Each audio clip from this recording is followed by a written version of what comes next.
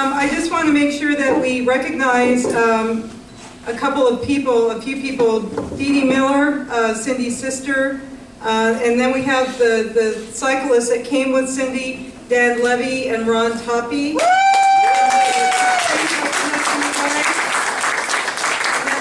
I'd also like to call up right now John Gold, who is an author and activist and who helped put together this whole thing to a large degree with Cindy and others. So, John? Hi everybody, how are you doing? All right. My name is John Gold, and I'm going to tell you a little bit about why I'm on the Tour de Peace. Aside from the fact that Cindy is a hero and an inspiration to me.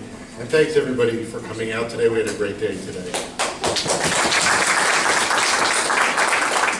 Why am I with the Tour de Peace?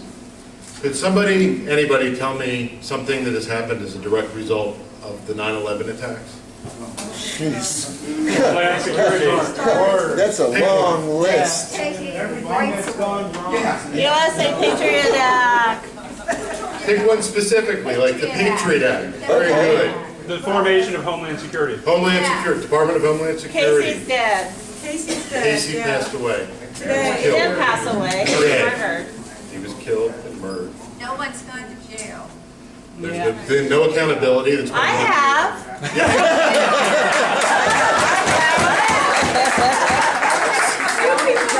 Sydney has gone to jail. We've had a loss of civil liberties. We've had occupations. The drone, war profiteering, the drone strikes are a direct result of 9/11. They're authorized by the AUMF, the Authorization for Use of Military Force.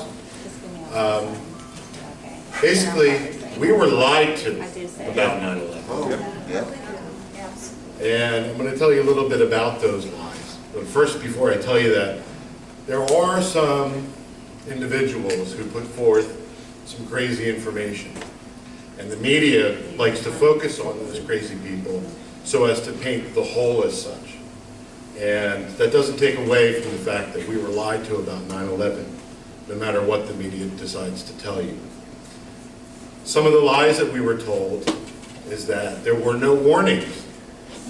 There were multitudes of warnings, and as a matter of fact, there were whistleblowers who met with some of the 9/11 family members that the 9/11 Commission ignored and censored, that basically told us that this government knew the day, the target, and the type of attack. Another lie we were told is that any relationship that we had with the Mujahideen ended after the Afghanistan-Russia war. That's simply not the case. We use them in the Balkans, in the Caucasus. We've used terrorists in Iran. We've used them recently in Syria. We're using them in Syria and in Libya. So that's a big lie. Another lie we were told is that the source of the funding for the attacks was, quote, of little practical significance. Meanwhile, we find out, does everybody know who Prince Bandar is? Oh, yeah. Yeah. Prince Bandar's wife is connected to money of two of the hijackers. Two of the hijackers in San Diego. Two of the hijackers that incidentally were seemingly protected by the CIA, who refused to share information on those hijackers with the FBI prior to the 9/11 attacks. We were told that by several pundits that the 9/11 attacks were a Muslim crime. That is not the case. Muslims or Arabs may have been involved in the attacks, but that doesn't mean it was a Muslim crime. You don't blame an entire nationality, ideology, or religion for the actions of a few. You know, people in the Middle East are people no different than you or I. They have families, they have friends, they have hobbies, they have jobs, and they're no different than you or I. And the dehumanization that has taken place as a direct result of 9/11 is just very sad. Another lie that we were told is that the 9/11 Commission was the most definitive account of the 9/11 attacks. And the 9/11 Commission was an absolute farce. An absolute farce. And the executive director of the 9/11 Commission His name is Philip Zelikow. He belongs in jail for what he did during the 9/11 Commission. He rewrote the 9/11 report to be more favorable of Condoleezza Rice. He took part in a late-night editing session with Dieter Snell to take out any Saudi Arabian involvement from the 9/11 report. He tried to insert a false link between Iraq and Al-Qaeda into the 9/11 report. My God, he did so many things. He tried to keep staffers away from talking to the 9/11 commissioners. The 9/11 Commission was mandated to give a full and complete accounting of the 9/11 attacks, and everything that they omitted shows that they failed in their mandate. And as I said, there were whistleblowers who were ignored and censored by the 9/11 Commission, even though Thomas Keane, who was the chair of the 9/11 Commission, told the Jersey Girls, the famous 4 widows who fought for the creation of the 9/11 Commission, told them to their faces that each and every one of the whistleblowers would be heard, and hardly any of them were. So we were lied to about 9/11, okay? And this is a truth that America needs to understand. There's no justification for the post-9/11 world and everything that it entails.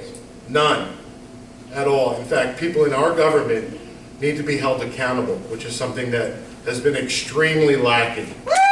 We agree with that. Part of the piece is about holding war criminals responsible for their war crimes. And my God, the murder of 2,976 people deserves real justice and real accountability. And as a matter of fact, Lori Van Auken and Mindy Kleinberg, 2 widows who lost their husbands in the 9/11 attacks, 2 of the Jersey Girls, supported and gave us an endorsement for the Tour de Peace.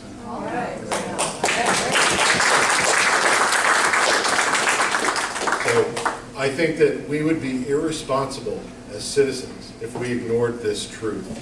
We were lied to about 9/11.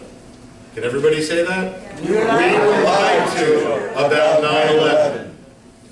Okay, thank you very much. That's all I really wanted to say tonight. Also, I do have a book that's out. It's called 9/11 Truther, The Fight for Peace, Justice, and Accountability. And Cindy was kind enough to write the foreword to my book.